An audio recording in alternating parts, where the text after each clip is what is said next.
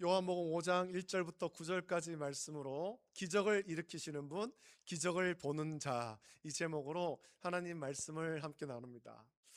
여러분 온천 좋아하십니까? 온천. 우리나라에서도 온천이 발견되고 개발된 곳이 많이 있죠. 또 우리 지역에도 작은 온천이 개발되어서 많은 사람이 지금까지도 이용을 하고 있습니다. 이제는 예전만큼 온천을 찾는 사람이 없어서 과거에 개발되었던 온천 중에는 오히려 찾는 사람이 없어서 폐업하는 것도 덜어 나오는 것 같습니다. 대표적인 것이 창녕에 있는 우리 가까이에 있는 부곡 온천일 것입니다. 이제는 사람들이 온천보다는 워터파크를 훨씬 많이 찾습니다. 워터파크. 가족과 함께, 특별히 어린 자녀가 있는 그런 가족들 같은 경우에는 여름이 되면 다 워터파크에 한 번씩 가서 아이들과 거기서 물놀이를 합니다. 이제는 사람들이 온천의 본래 목적보다 물놀이에 더 큰 비중을 두는 것 같습니다. 온천에 가가지고 그 온천의 어떤 그런 물의 성분으로 내 몸의 어떤 그런 약함을 좀 치유하고 건강을 회복하고 이런 것보다는 이 더운데 여름에 우리가 워터파크에 가서 좀 재밌게 놀다 오자, 시원하게 놀다 오자, 이런 목적이 더 크죠. 그래서 물놀이 시설이 갖춰지지 않은 전통적인 온천의 인기가 이제는 많이 식어버린 거예요. 우리나라 조선의 임금 중에는 온천을 좋아했던 임금이 있습니다. 대표적인 임금이 조선의 4대 왕인 세종대왕입니다. 그 세종대왕은 한글 창제를 비롯해서 많은 업적을 남긴 그런 위대한 왕인데, 그러나 세종대왕은 평생 그런 심각한 안질과 또 어떤 피부병으로 큰 고통을 겪었다고 하죠. 그래서 과도한 국정수행과 학문 연구로 건강이 악화되자 세종대왕은 그 몸을 치유하기 위해서 충남 온천에 있는 충청도 온양이나 청주에 있는 그런 온천을 자주 찾았다고 합니다. 세종대왕이 온천을 그토록 찾아 헤맨 이유는 단순히 내가 국정수행하면서 내가 지쳤으니까 좀 내 몸을 쉬기 위해서 휴양이나 여가를 위해서 간 것이 아닙니다.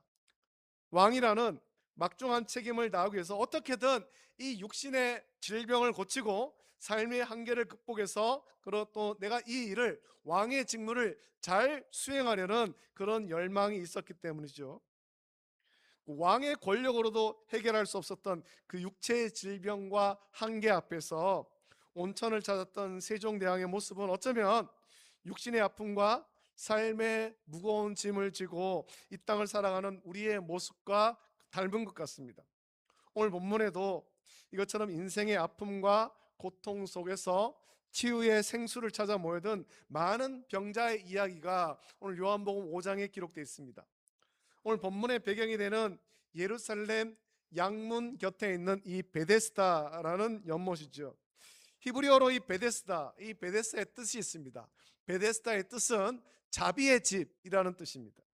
오늘 본문을 보면 이 연못은 가끔 천사가 내려와서 물을 움직이게 하는데, 물이 움직인 후에 가장 먼저 들어가는 사람은 어떤 병에 걸렸든지 낫게 된다라는 전설과도 같은 효능을 가진 그런 연못이었습니다. 그래서 그 연못 둘레에는 5개의 행각이 있었고, 거기에는 소경, 다리 저는 사람, 혈기 많은 사람 등 많은 병자가 거기에 모여 있었습니다. 거기에 누워서 물의 움직임만을 오매불망 기다리고 있는 겁니다. 거기에 앉아가지고 다 연못만 쳐다보다가 물이 움직이면 막 서로 달려가는 겁니다. 이 베데스다 못은 사실 그냥 연못이 아니고 온천입니다. 온천 중에서도 간헐천이라고 해서 더운 물과 수증기가 기타 가스와 일정한 간격을 두고 주기적으로 분출하는 그런 간헐천이었죠. 이 베데스다 못은 온천이었기 때문에 피부병 치료에 아주 효과가 좋았던 것 같습니다. 그런데 특이하게도 간헐천이죠. 잔잔하던 온천이 한 번씩 수증기와 물이 분출하는 것을 보고 이것을 천사가 물을 움직이는 것이다, 사람들은 그렇게 생각한 것입니다. 그리고 그렇게 천사가 물을 움직이는 것이기 때문에 이때 들어가면, 잔잔할 때는 안 되는데 이때 물이 넘쳐날 때 이때 들어가면 병이 낫는다, 사람들은 그렇게 생각하게 된 겁니다. 이런 전설로 인해서 많은 사람들이 모였고 물에 들어가기를 원했고 또 치료받기를 사람들이 원했습니다. 물에 들어가려는 경쟁이 아주 치열했죠. 물에 들어간 사람들은 다 낫는 것이 아니에요. 이 전설은 한 사람만 낫는 거잖아요. 제일 먼저 못에 들어간 한 사람만 낫는다. 그래서 경쟁이 치열한 겁니다.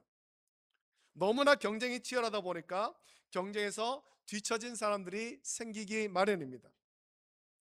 베데스다, 이름은 자비의 집입니다만 그곳의 모습은 치열한 경쟁과 절망이 지배하는 곳이었습니다. 절대 자비의 집의 모습이 아닌 겁니다.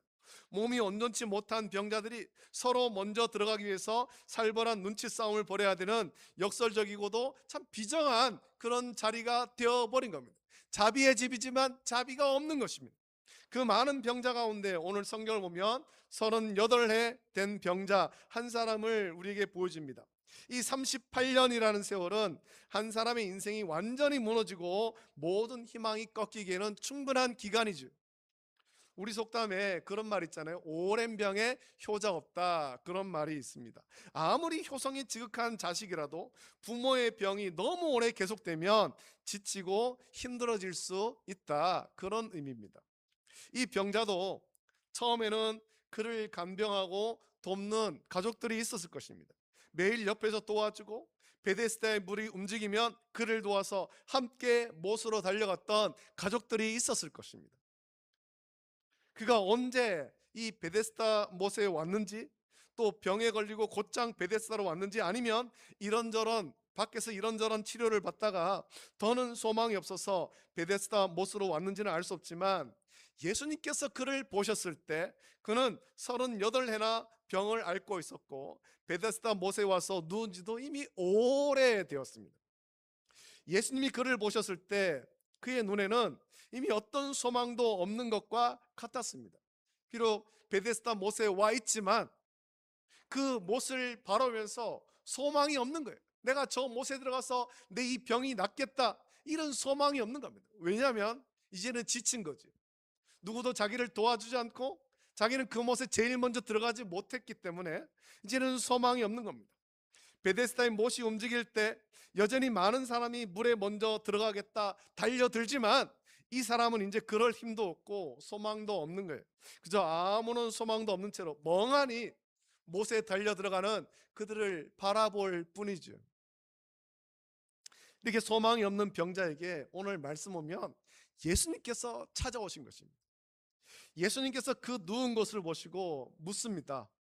네 병이 얼마나 오래되었느냐? 그렇게 묻지 않았습니다. 예수님의 이 말씀 우리가 참 잘 살펴보십시오. 예수님은 이렇게 묻죠. 내가 낫고자 하느냐라고 묻습니다.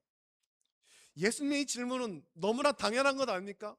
그 베데스다 못에 그 5개 행각에 모여있는 많은 병자들, 그들은 다 낫기를 원해서 거기 모인 거예요.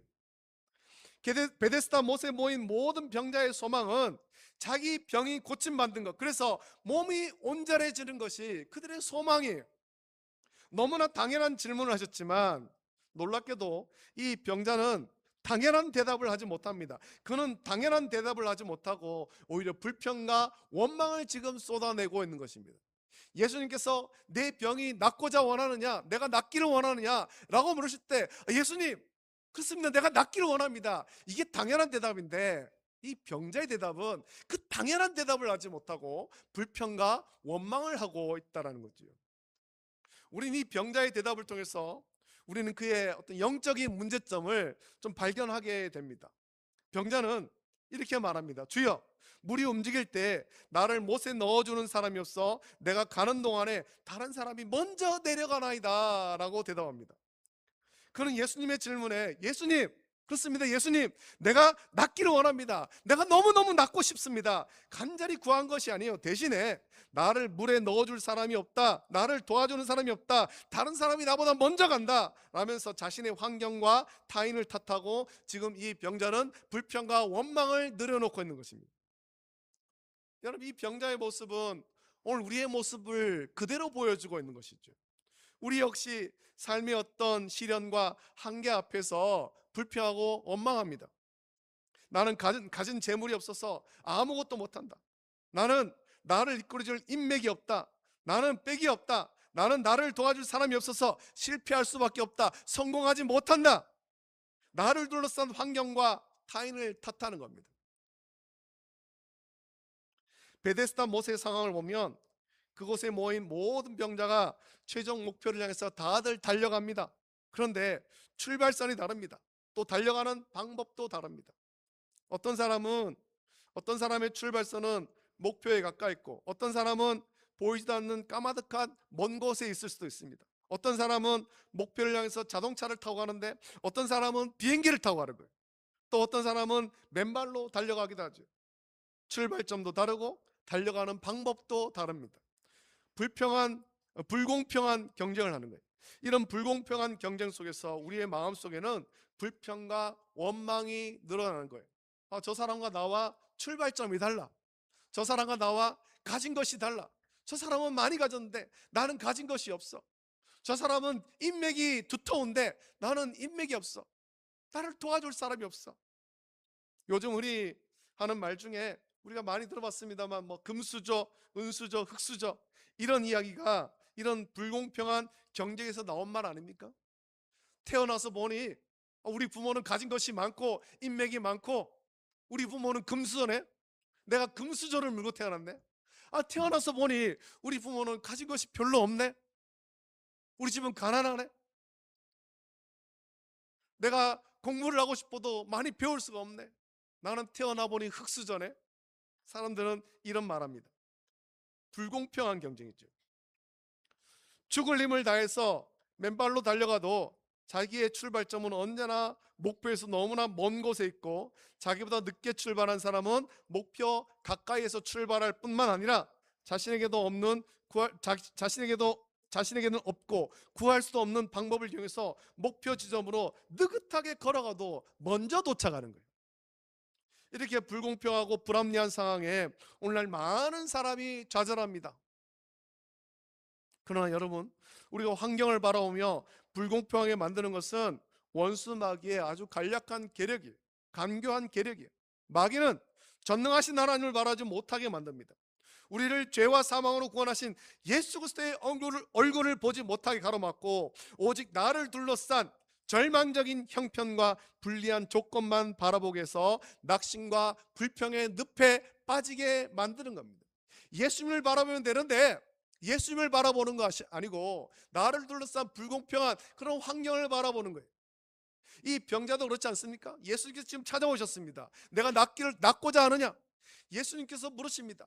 그 예수님 바라보면서, 그렇습니다 예수님, 내가 낫기를 원합니다, 이 대답하면 되는데, 예수님을 보는 것이 아니라 자기를 둘러싼 환경을 바라보면서 불평하고 원망하고 있는 거예요.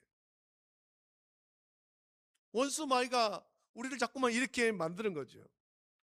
여러분, 세상은 절대로 공평하지 않습니다. 평등을 이야기합니다만 불평등이 더 많고, 그런 불평등이 생길 수밖에 없는 거예요. 세상에서 어떤 사람들은 공평하고 그런 세상들을 만들자라고 주장합니다만, 그렇게 주장하는 사람들조차도 그들도 인식하지 못한 채 불공평한 그런 사회를 만들어가고 있는 겁니다. 세상은 절대로 공평하지 않습니다. 좋은 자리를 차지한 사람은 절대로 그 좋은 자리를 뺏기지 않으려고 자신이 가진 모든 것을 동원해서 그 자리를 지키려고 합니다. 뒤처진 사람이 좋은 자리를 차지하려고 뛰어와도 그래서 차지하기가 어려운 거예요. 이렇게 불평등하고 불합리한 현실 속에 우리는 불평과 원망만 하고 살아가야 되겠습니까? 여러분, 지난 한 주간을 살펴보십시오.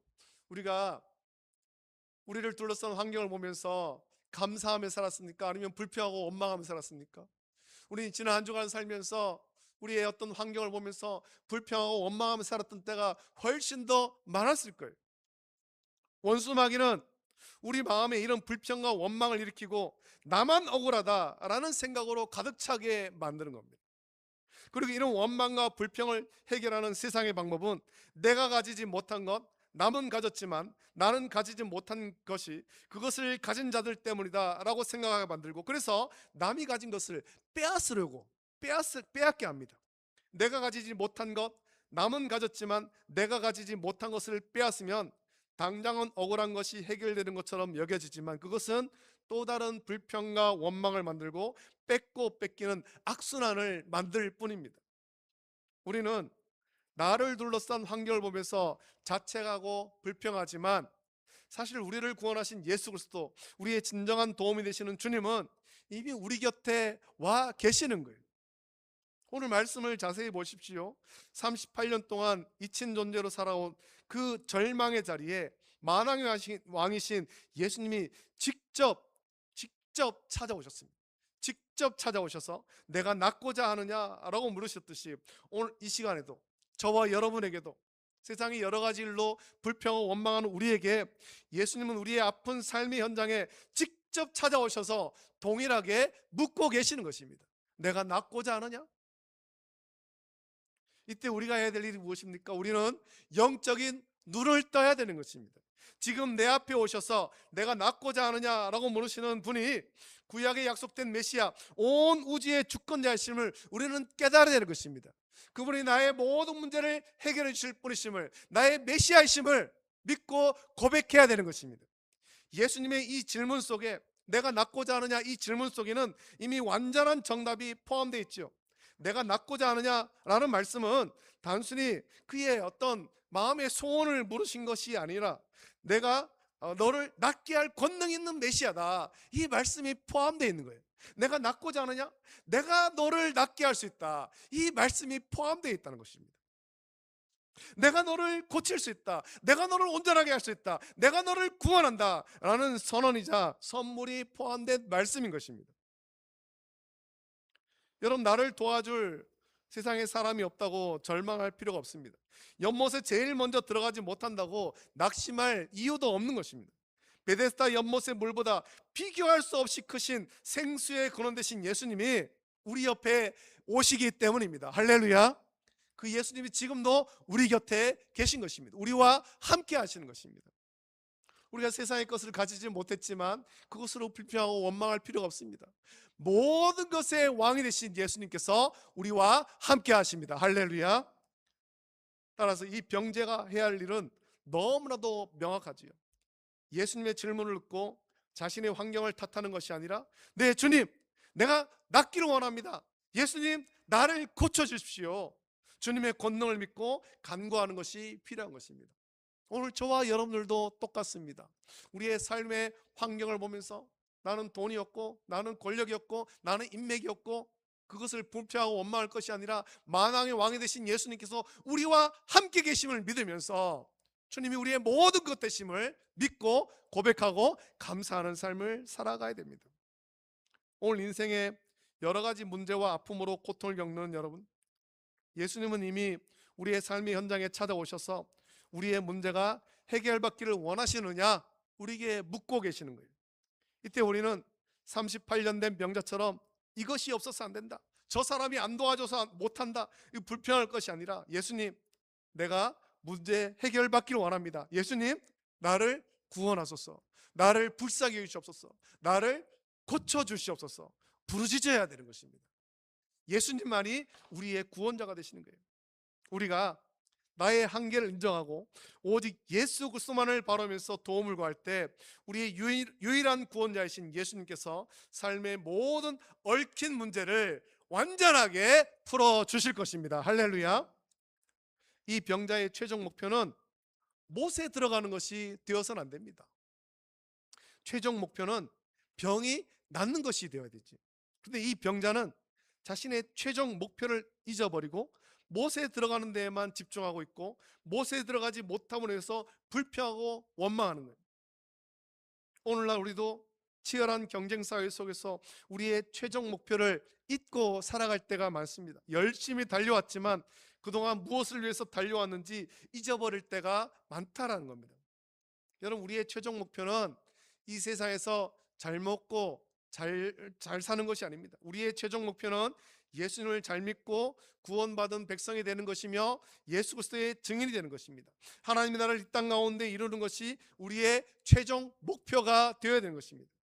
우리가 예수님을 잘 믿고 예수님의 말씀을 들으며 그 말씀대로 살아가고, 그래서 하나님의 나라를 이 땅 가운데서 이루고자 힘쓰는 삶을 살아간다면 우리는 날마다 하나님 능력을 체험하며 살아가게 될 것입니다. 한마디로 기적을 체험하는 삶이 되는 것입니다. 주님께서 우리의 삶에 기적을 일으켜 주실 때 우리는 그 기적을 보면서 살아가는 사람이 된다는 겁니다. 예수님께서 베데스다 못에 들어가지 못해 자신의 근본적인 목표를 잃어버린 채 불평하고 원망하는 이 사람에게 말씀하십니다. 일어나 내 자리를 들고 걸어가라. 예수님께서는 베데스다 못에 들어가지 못해 자신의 근본적인 목표를 잃어버린 자에게 일어나 내 자리를 들고 걸어가라 라고 말씀했습니다. 근본적인 목표를 잊어버리고 주저앉아 있는 이 사람에게 예수님께서는 일어나라 라고 명령하시는 거예요. 오늘 우리도 주님께서 명령하십니다. 우리가 주저앉아 있습니까?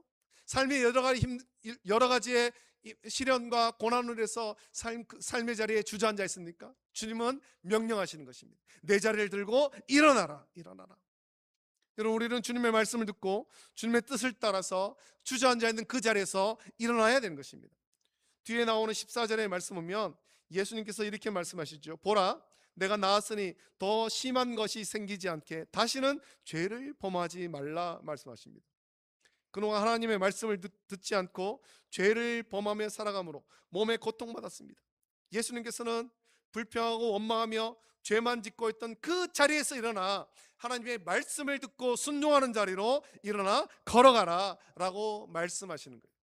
일어나 내 자리를 들고 걸어가라 라고 선포하신 예수님의 말씀 한마디에 38년 된 병자가 즉시 나아서 걸어갔던 것처럼 우리 주님의 능력이 임할 때 우리는 날마다 하나님의 놀라운 기적과 같은 은혜를 체험하며 기적을 보며 살아가게 될 것입니다. 나를 도와줄 사람이나 세상의 연못을 바라보지 마십시오. 이미 내 곁에 찾아오셔서 긍휼의 손을 내밀고 계신 예수 그리스도를 온전히 바라보기를 원합니다. 그리고 하나님의 말씀을 의지하여서 우리를 부르신 목적대로 하나님의 나라와 그 의를 구하며 하나님께 영광 돌리는 온전한 그리스도인, 나를 구원하신 예수 그리스도를 전하는 예수 그리스도의 증인으로 우리는 온전하게 살아가야 할 것입니다. 우리가 예수 그리스도만 바라보고 우리를 부르신 하나님 목적대로 하나님 나라와 그 의를 구하며 살아갈 때, 그래서 이미 우리 곁에 오셔서 우리와 동행하시는 예수님을 온전히 바라볼 때, 그 예수님의 손을 온전히 잡을 때 우리는 날마다 삶의 현장에서 주님의 기적을 목격하고 직접 체험하며 은혜로 충만한 삶을 살아가게 될 것입니다. 오늘 이 말씀을 우리가 함께 묵상하면서 우리에게 친히 찾아오셔서 죄에서 구원하신 예수님과 동행하며 날마다 기적을 경험하고 그 기적을 증거하며 살아가는 복된 저와 여러분 되시기를 예수님의 이름으로 축복합니다. 우리 시간 함께 이 찬양 같이 부르고 같이 기도하길 원합니다. 우리 말씀하시면, 주님 말씀하시면 내가 나아가리다. 우리 함께 고백하면서 함께 찬양하겠습니다.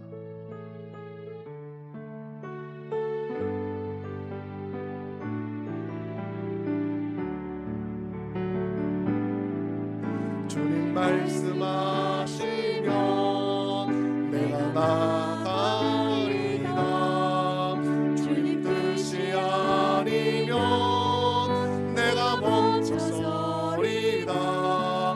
나의 강선은 너 주님 뜻에 있으리. 오 주님 나를 이끄소서. 주님 말씀하시면 주님 말씀